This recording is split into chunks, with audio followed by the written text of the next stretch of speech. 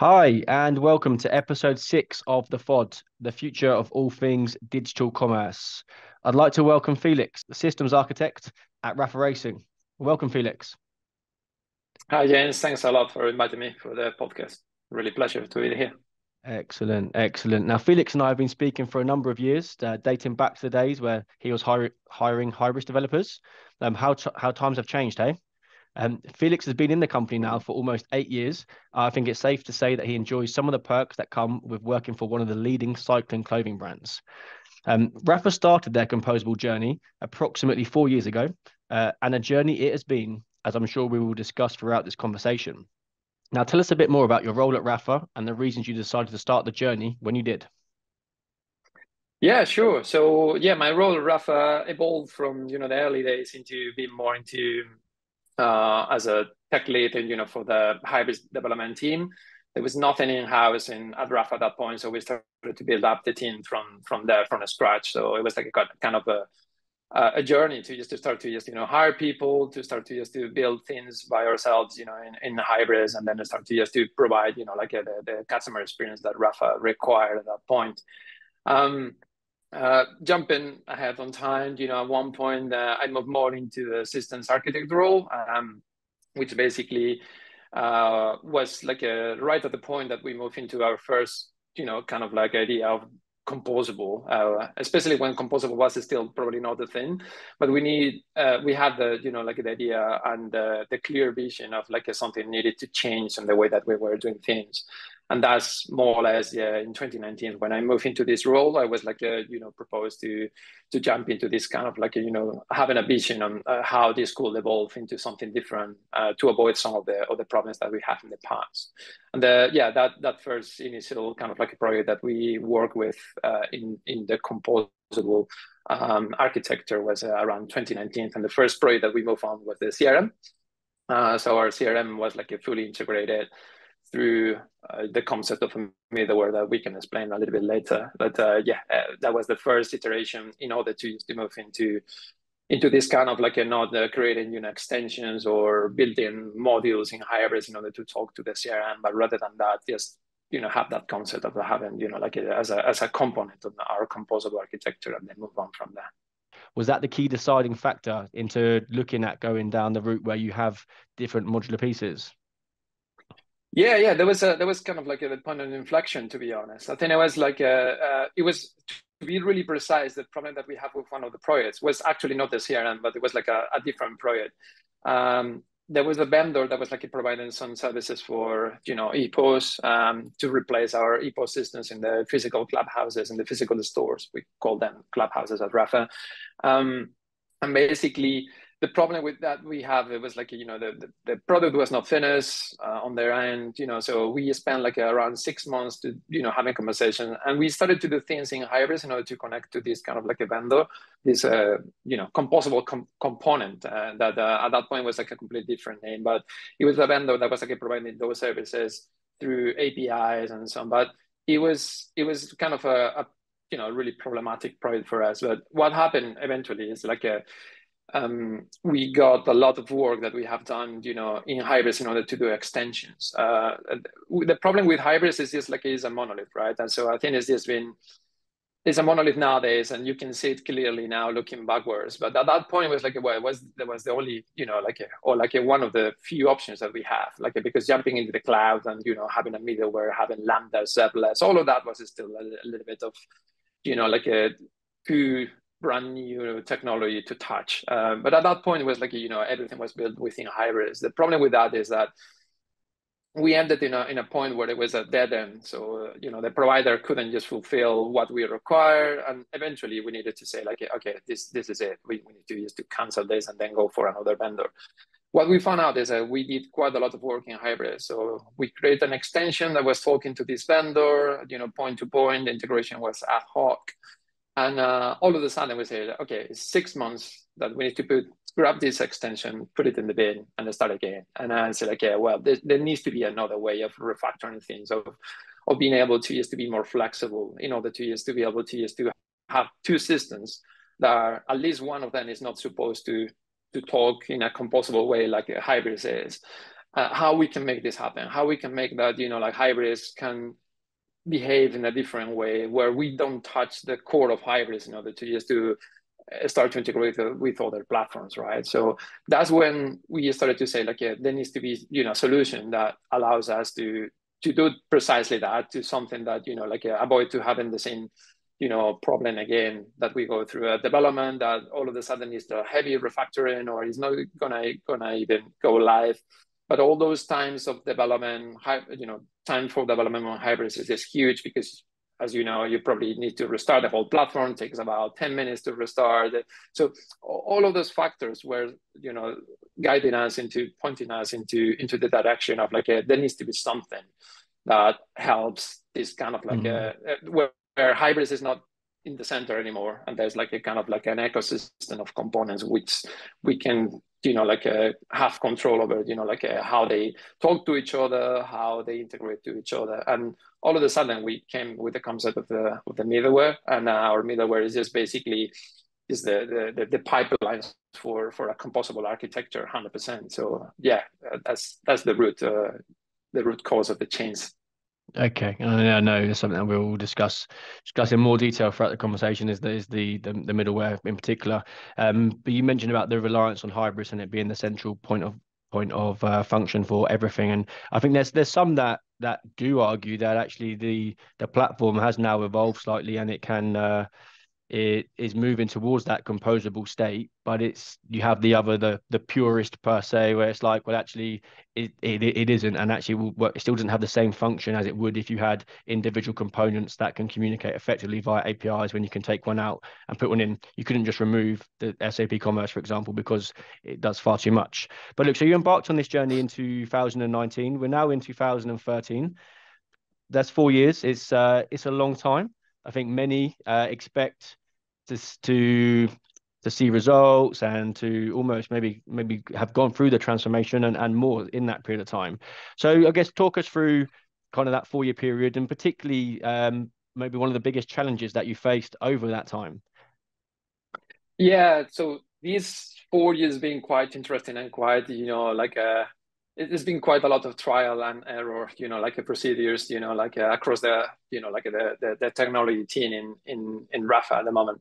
I think we had like quite a really good experiences with, like implementing some integrations with, as I say, like with the CRM, the new ecosystem, and all the kind of components that we already have in our composable architecture. And immediately after we decided to put that middleware in, we started to see the benefits of it. So, like for example, back fixing was like a matter of like minutes, whenever you have like you could even deploy like 10 times a day, 20 times a day on that middleware, because our middleware is based on, well, in our case, AWS, but it can be, it's cloud agnostic basically. And it's nothing rather than, having, a set of microservices and event-driven systems that, transform, and adapt, for the needs of the payloads of the different systems that is connecting to. So basically, we started to see immediately the benefits of that, and it's like, okay, this is the way to go. So we started to implement from 2019 every single new vendor that we adopted or like we went through. We have a motto which is just about the ad hoc or like a point-to-point integration. So we don't do that anymore since like 2019. So what we do, even if it's like a slightly more effort, at the beginning, what we do is just like we build our own integration between systems in that middleware by ourselves. Yes, purely for those reasons, like a refactoring or like changes and so on. The case of the commerce stack or the commerce framework is a different beast. I think that's something that we started to discuss quite a few. I would say that 3 years ago.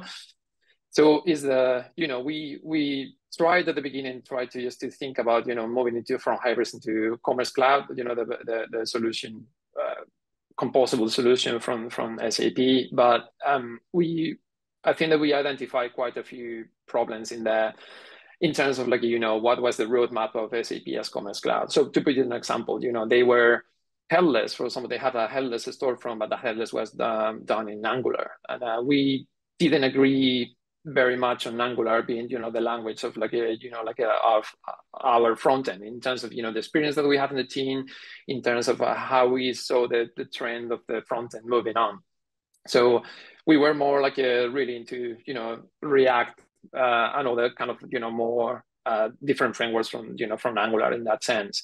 So there's something that you cannot escape in there. So you still stick to what the company dictates, right? What is the roadmap decisions and so on. So I think that at one point we say okay, we need to go a step further and then, break with everything that we have and having the freedom of, of choice, of deciding what we want to have in every single platform and every single area, front end, back end, middleware, and so on. But regarding to your question about the biggest challenge, I think that is for the last few years, it's always been the same. Every single time that we need to touch that monolith, like a Hybris, or is impacting Hybris in a way, is been, a really, really complex. We have a couple of big projects in the past. We have Rapha Custom, for example, where you can customize your clothing and so on. And building that on top of Hybris was a huge, huge effort. I mean, it was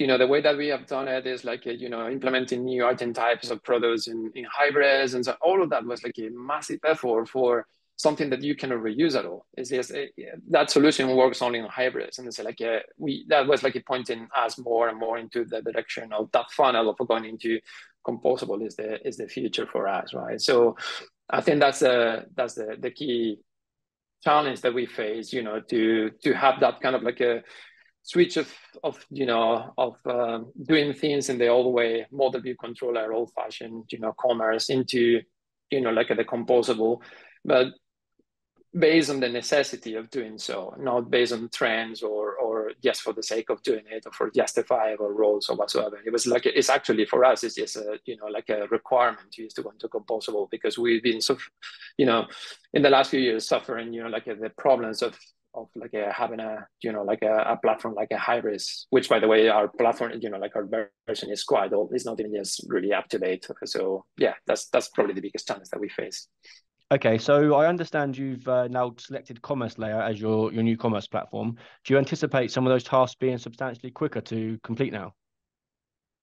Yes, yeah, I think that moving into Commerce Layer was a kind of a good exercise of going through all the different platforms that were in the market. So we went through a shortlisting process and the selection process for the whole 2022 to just to have a brief look on what every single platform provides. So we went using trials from the different platforms and the different providers, and Commerce Layer became one of the key platforms for our vision, to fulfill our vision. Because I think that the nice thing about Commerce Layer, in our opinion, is that they focus purely on the trading option. It's like the trading from when you add an item to the basket till the very end, including OMS, fulfilling, and so on. Obviously, they have some other capabilities on more the customer experience and how to present products back to the customer and so on. But their kind of idea of having a commerce platform is just to deal purely with the trading and do that the best that they can do. And what we found out is this a system that allows us to reimagine the whole front end storefront in a different way. So we are not anymore, tightly, coupled to the idea of having PDPs or PLPs, or we can create experiences for our customers. And I think that's where the beauty of it happens, because our idea is just to go to a website where you can have a slightly different version of what we have nowadays in the future. So it's the idea of having an experience. So for example, a new product is going to be launched, and then we can create an experience behind all of that. And then you can trade directly from there, thanks to Commerce Layer. So there's maybe less of the concept of the normal concept of having, the homepage, then you search for a product, you go to a category, you click on a product, and then you add to basket. It's more about, the ability of having an experience in there. And then from there, we have a trading e-commerce platform that allows us to just take the customer through a checkout process that allows, to do a lot of, clever things. And then the key theme for Commerce Layer is they are built into a really truly API first, kind of driven like architecture. So, the amount of, like a documentation about the events that they can produce on every single step of, every single part of the journey of the checkout or the fulfilling, it allows us to do any kind of customization that we want to do outside of commerce layer itself. So that's the beauty of it. It's like the difference between Hybris, where we need to do everything within Hybris. With commerce layer and the API driven and event driven systems, is like you can create the customization that you want outside of commerce layer itself, with the benefits that comes with. So it's like you don't need to worry about updates or upgrades of versions, or the old Hybris way of there's a new version but we cannot upgrade because our customization, our extension is deprecated because it's not going to work in the new version. We need to refactor all of that. All of that is gone. So so I would say that it's not going to be quicker. I would say that probably it's not going to be quicker at the end, but it's going to be super flexible, and it's going to be much more focused on what is the customization that you want to do. And in terms to go live, once that you get the extension or the customization created, going live is just a matter of a less impact on the whole platform itself. It's just maybe a few services, microservices you put in that middleware, or some events are you need to listen between systems, or you need to feed information from here to there to different composable components. And at the end of the day, the beauty of that is having that map in the middle and moving the e-commerce platform out of the center to one of the components. It gives you the ability of being much more flexible in terms of I want to remove this component from here. I want to change from, I don't know, a search provider to another search provider. I want to just move our CRM to another, a CRM provider. And all of that is just possible because of that, because, the e-commerce platform is not in the center anymore. So I think that's the way that Composable becomes a really, really massive opportunity. Yeah, well, that's it. I think that's one of the key perks behind it is the flexibility that's supposed to come with it, isn't it? So I think what would be really interesting for me to see and for Maine to see, I think, is as it becomes more widely adopted over time, companies are going to start to test the flexibility and actually how easy is it to pull out the CMS and put another one in? How easy is it to pull out the search and put another one in? I don't feel like we're really at that point yet. It's certainly not at any kind of mass, so any kind of scale. Sorry. So I think let's see how that develops over the next couple of years, because I think that would be really interesting. But yeah, I look forward to seeing the Rapha website of the future. Then it sounds like it's going to be pretty cool. So yeah, you'll have to let me know once that's gone live, and I'll keep my eyes peeled. Absolutely, it's going to be great. Yeah. All right. So yeah, if you like I said, you've learned a lot, and you obviously the challenge that you face is really interesting. But I think what would be really good for the audience to hear then is if you had 3 tips that you could share with them for people that are either right at the start of the journey or considering embarking on the journey. Yeah, what 3 tips would you share with them to avoid or to do or anything else that's important? Absolutely, yeah. I think that, well, the first thing that I would like to mention is that Composable is not a trendy statement for tech teams. It's much, well, it can be to a point like that, but it's much more than that for sure. And the reasons behind that is just because the flexibility of freedom of choice that we mentioned before, right? So it's just having the ability of talking to your business stakeholders and say go to marketing, and marketing might have a vendor that provides precisely what they want, which is completely outside of the e-commerce, a thinking or the fulfillment and all of that. Having those conversations nowadays with the stakeholders is much, much easier because they came with an idea. They did their own research about, I was looking at this vendor or this vendor and so on. And if those vendors are really truly API driven, you can do any kind of integration that you want with your e-commerce platform, regardless which e-commerce platform you have, underneath. So basically, that's one of the first things that the talks with the stakeholders in the company are completely different as they were 10 years ago, for example, where you say, oh yeah, we need to build this extension, or maybe the vendors provide some extensions for Hybris in order to connect into those vendors, but that has ended. That's not there anymore in the market because there's not any value on doing so, right? So I think the conversations with the other areas in the business is just much more, like a positive, and it's not like the tech team is blocking things. It's more about, like the tech team is, a part of the enabling, like the capabilities of that. So I think it's good to understand that Composable is not only for tech teams and it's not only a trend thing, right? I think related to this first like a tip is another kind of key idea, which is something that we practice ourselves as well, is that if in the vast, composable vendor market that is out there, there's something that is not fitting into your plans and your requirements, you can create your own components. There's nothing stopping you doing so. And that's the beauty of it. It's like, okay, is there something that is doing this already, in the market? But if it's not, if it's something so specific to you that is not part of the ecosystem of like, vendors, you can go and just create, by using microservices, event-driven architectures. I mean, the opportunities that you have now in the cloud, AWS, Azure or Google's, it's this, you can do basically any business logic that you want to do in a very clever way, and in a way that, you can create like these services that are like so flexible and so easy to refactor or to reuse. That's one of the key things as well, in order to just to be able to reuse events.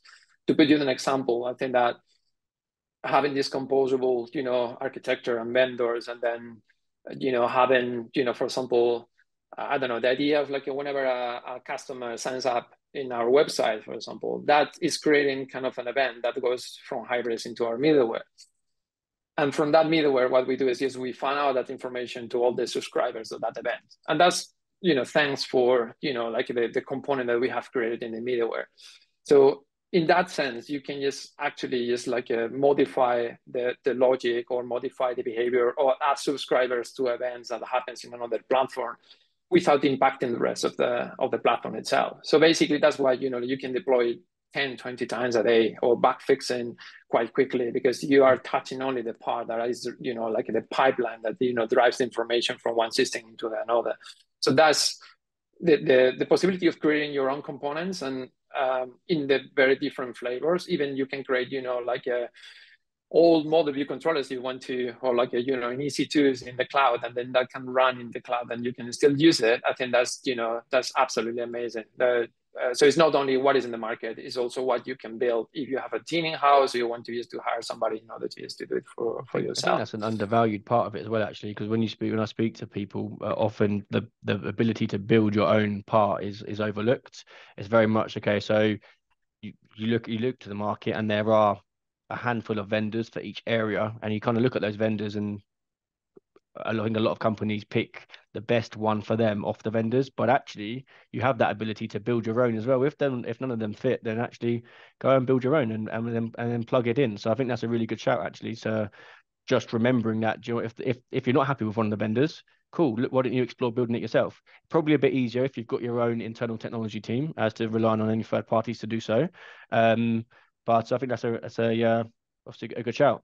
Okay, nice. What about your third tip then, Felix? So I think that is like about move things progressively and iterate. As like I think it's really, especially for migration projects, right? I think it's really difficult to take your platform as a whole, especially with Hybris, as you know, that contains like a different dashboards, processes. It has like a what they call cockpits for different stakeholders. So I don't know, the CS cockpit, the marketing cockpit, all those tools I think is almost impossible to use, to take all of that and then transform that into in the real world. I mean, in theory you can just do it, and actually we did it.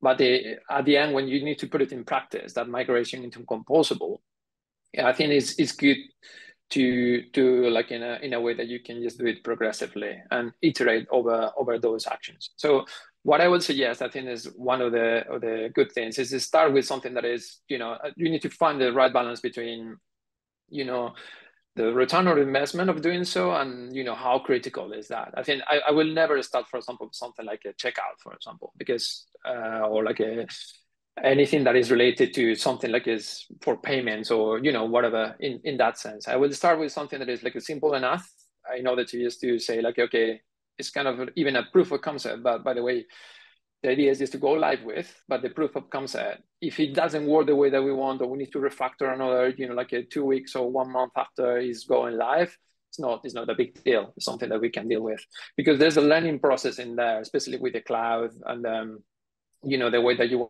want to integrate the components and so on, that requires time. And I can tell you about every single step that we did. It's like, oh, there's a problem here, we need to solve it. There's a patch here, we need to solve it. Oh, there needs to be a better way of doing this, the way that we're doing.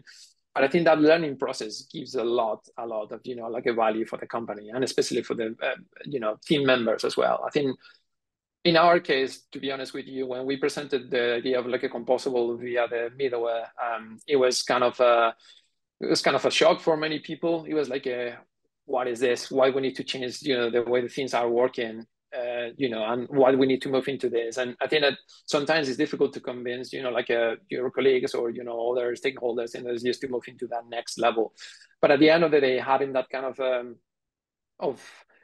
idea of like, moving forward in that way, I think is much better, because you can prove that it works, and it works like nicely. And then everybody starts to realize that, oh, look at this, we can do a bug fix effortless on a particular integration, or if we need to add a new attribute on the payload that the system requires in order to use to send, I don't know, the phone number of a customer, something as simple as that. Before, it could take days, because you need to just like change it, you need to do in hybrids precisely an item type, and this is a system update, which is always risky. You need to have a deployment, and all of a sudden it's just like, yeah, okay, that's right, we can just create it here, and that's it in the middleware, right? So I think that the different areas of the business started to embrace the concept of composable, because it was like the logical step into it. I think it's as anything else, right? When everything is so unknown at the beginning, everybody might be like, why? It's like people are more up to it, and exactly. But so I think the iteration and choosing wisely what you want to migrate into composable is just like the right thing to do. By not any means going big bang releases. I think the whole idea about composable is just to avoid big bang releases, as we did 10 years ago. So the migration itself is a good example of like avoiding big bangs. Okay, so it's almost a warm up to it then, per se. But you make a good point there around getting the buy-in, and obviously the return on investment and all that kind of stuff. And obviously, I guess now it's slightly different, because you go to stakeholders and they're familiar with what it is, and you would hope how it functions and the transformation process behind it. But back 4 years ago, when you guys started the journey, that wasn't a thing to actually go into the stakeholders and saying, okay, well, this is going to be very different to what we've done before. We know that when things are different, there can bring hesitation.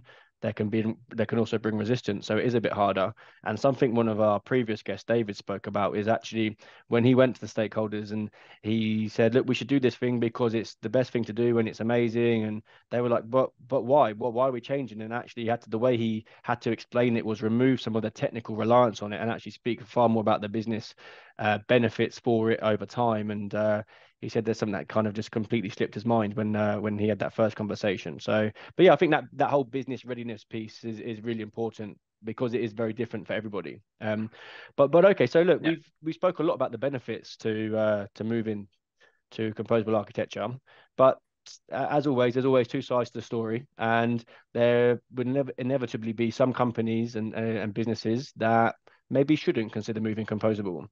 In your opinion, if there are any, what sort of companies would they be?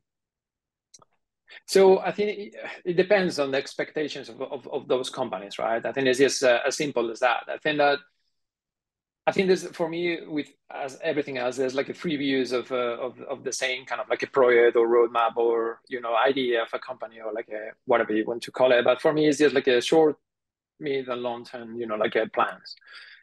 If you are a company starting out with the idea of like having very short plans and nothing really in scope for the mid or long term, and or even it's a company that is gonna trade or use e-commerce for 1-2 years or something like that, but beyond that maybe there's no expectations about use continuing or something. There are some cases that I would say that maybe it's like a like a composable is not a short term plan.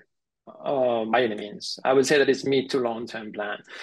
The problem is like sometimes maybe you can start with a short term plan and say like, okay, let's just start to do this as a concept, a proof of concept in order to see if it works. Let's see how there's a reaction of the customers. Let's see if we can just keep trading. But what happened normally is like my experience in even previous jobs in Rapha is that at one point, normally everything becomes quite, if there's effort and there's, like behind the companies, and there's effort and a clear vision of what they want to do, there's never a short-term plan. There's always, like a mid to long term. So I think the difference is like that. There's like platforms there that provides, again, one platform does it all, like the well-known Shopify or like, things like that are doing things really in a clever way. But that's for me, a short-term solution in order to just do, at the moment that you start to need to just to put some kind of like a customer experience on top of it, at the moment that you need to start to just to ingest or like pull or push information from that platform into something, data analysis in a way that you want to do. And, whenever you need to start to customize things and the vanilla version out of the box of the solution doesn't work for you anymore, that's when, the composable is going to make a huge impact, So Okay. I will say that, it's hard to, I know that it's hard to just to answer that question for companies to say, I'm going to be trading in 10 years time. But if you think you are going to do, yeah, I will go for composable. And especially if you're starting from scratch, I think it will be fantastic to use to, it's a fantastic opportunity because you don't need to migrate anything. If you don't have customers, you don't need to deal with authentication, authorization of all customers, the migration of, I don't know, like lots of Data different and all data that kind and of so stuff. on. Yeah. Exactly. So that's one of the things that is always there. It's always there, and you need to think of clever ways of like migrating that data from one platform to another. But if you're starting from scratch, I think as I wouldn't even hesitate. I will go 100%. Like a composable. And if you have a migration project, it's probably because you have been in the platform, for quite a few good years, and naturally you are going to need to just go into some composable, or semi-composable, like a solutions as well.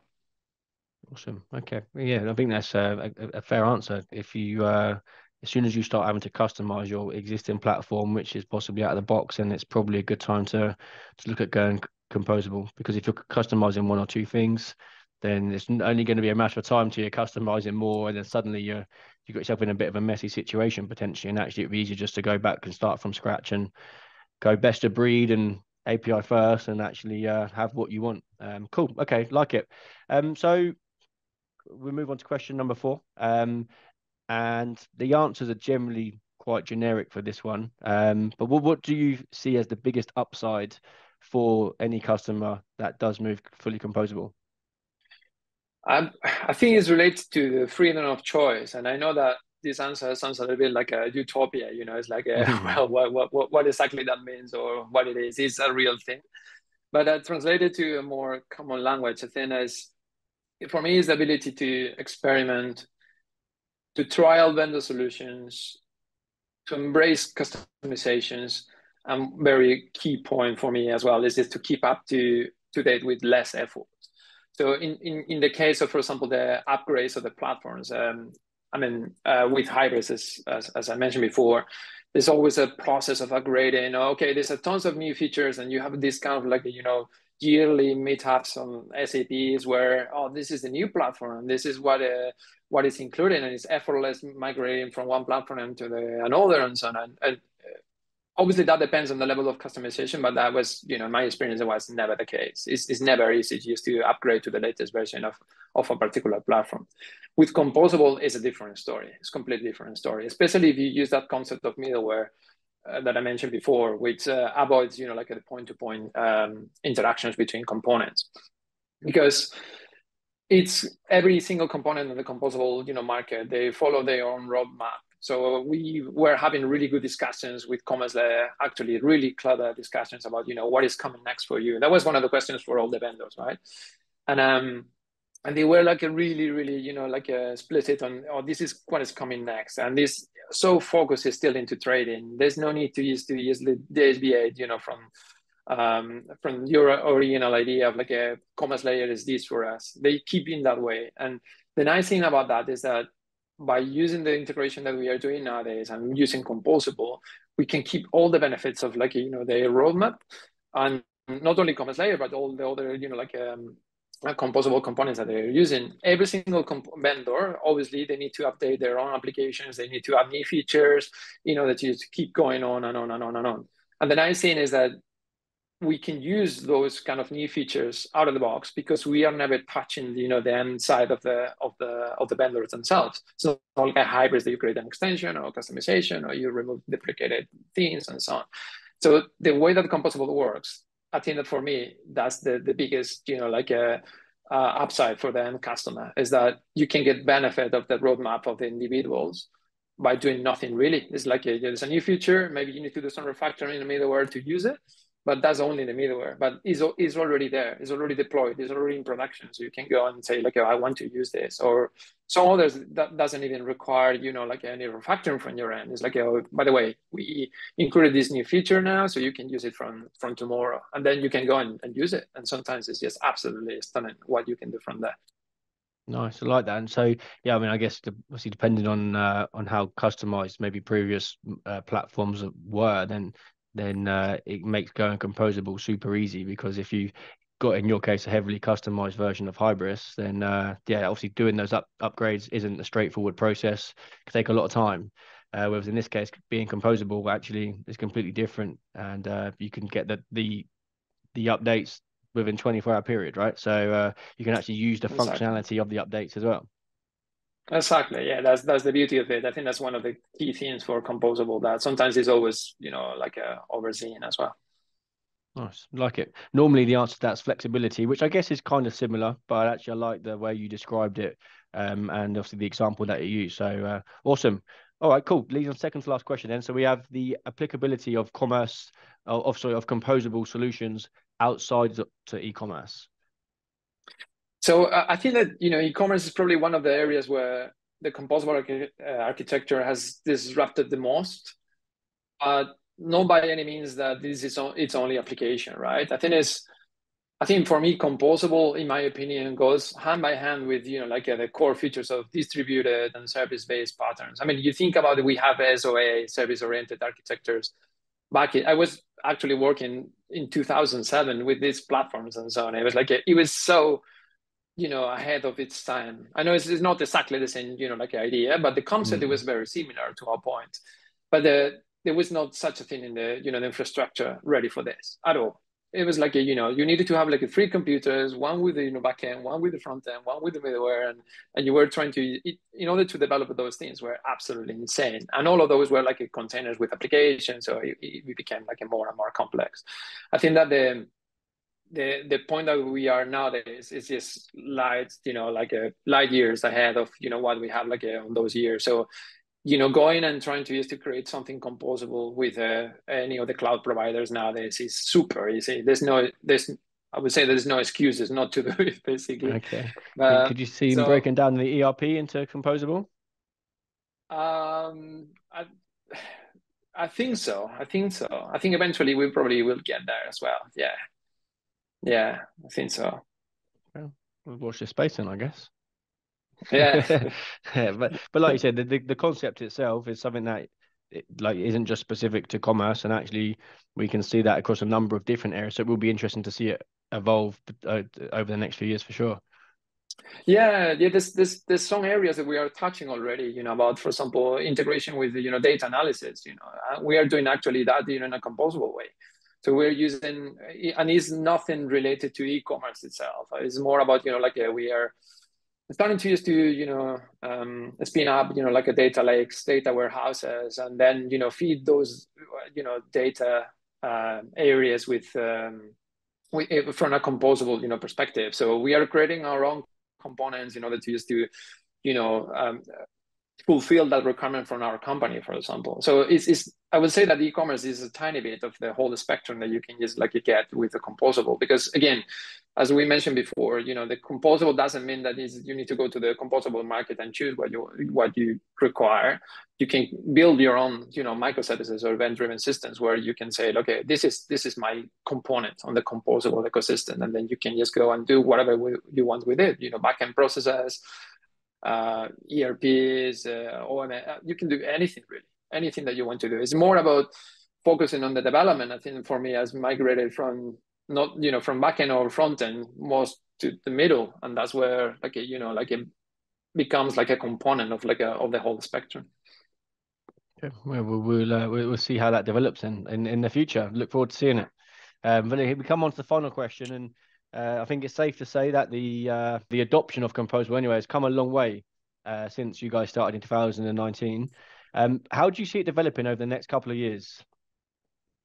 I think the vendor specialization will continue. I think that we will see vendors for a very, very particular specific solution or problems or gaps.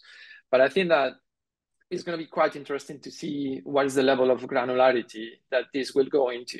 I'm quite interested to see, I think, talking about the monoliths and, the wider spectrum of tools and, things that they provided compared to where we can end, which is maybe, the something, vendor that particularly does something so specific that you maybe require that, vendor to just to be part of your composable components. That's going to be something that is really, really interesting. And on the other hand, I think I've seen some of those composable components that we started with something really focused, really narrow set of features. And nowadays they are starting to incorporate more and more, features into it. So it's really interesting for me as well to see what is going to be the end, in 5 year times, those vendors, if they are still out there, if they are going to become the new monoliths, which can be the case. Yeah, and Joe, it's funny you say that because was it Commerce Tools acquired Fantastic, wasn't it? Not so recently now, but I mean that's expanding their offering outside of a commerce engine, right? So at the time, I joked with a couple of people just saying that they think they could become the monolith of the future. But it's interesting that you say that because so far in this series, no one else has. But yeah, I guess you've always got that option, and actually it could start to go back the other way. In technology we have cycles, right? And companies kind of outsource and they bring it in-house, and they outsource, bring it in-house, and it's the same with tech as well. You might go one way, but then you reverse that, you could go back the other way and go back the other way. So maybe that could be, maybe in 5 years, maybe we're back to the monoliths. Who knows? Yeah, let's see. We can have another talk by then. Yeah, let's see, and we can pick this one back up and say you heard it here first. Nice, Yeah, brilliant. Well, look, yeah, I think it would certainly be interesting if it did continue to go on a more granular route to see how granular it actually goes. Because I guess if you were, 5 years ago, you wouldn't have thought it could probably go as granular as it has now. So we could be sat here thinking, okay, well, where would it go? But actually, I mean, that's the point. You don't know, and all it takes is somebody to say, well, actually, we could really go into this finite detail and et cetera, and then suddenly you're in a whole new layer of granularity. So yeah, yeah, all right, but let's see. I'm certainly excited to see how this space continues. I mean, for a start, it keeps me in a job, but I also find it incredibly interesting. So yeah, but look, great to have you on the show today, Felix. Thank you very much for your time. Thank you for talking about your experiences from a personal point of view, but also from your time at Rapha.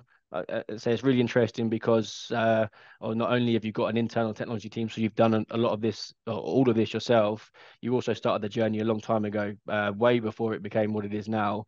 So actually you've been there and had to experience it and learn on the go, right? You've not been able to sit back and fall on yeah, anything like this or from peers or what have you. And that's exactly what this show's about, is being able to educate those that are about to go on the journey from people like yourself. So for those that are listening, thank you once again. Please do like, comment, and share. And I look forward to seeing you again. yeah. Thanks a lot for your time and for inviting me to this podcast. Thanks a lot.